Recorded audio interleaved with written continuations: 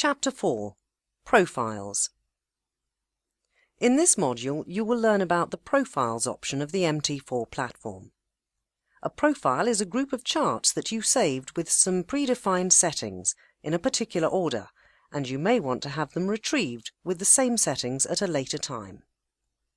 The Profiles tab can be found inside the Files tab on the main toolbar menu. MT4 has 5 profile options: Default, British Pound, Euro, Market Overview, and Swiss franc. You can set a different profile at any time, but remember that once you have done so, the active profile will be overwritten and any changes will take permanent effect. You may also want to save an active profile.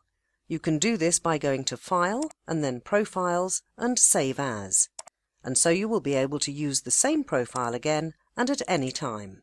If you want to retrieve a previously deleted chart, simply click File and then Open Deleted from the drop-down menu. In the new drop-down menu, you will see every previously deleted chart. By clicking the first option, the selected chart will be retrieved to its original location. Thank you for watching.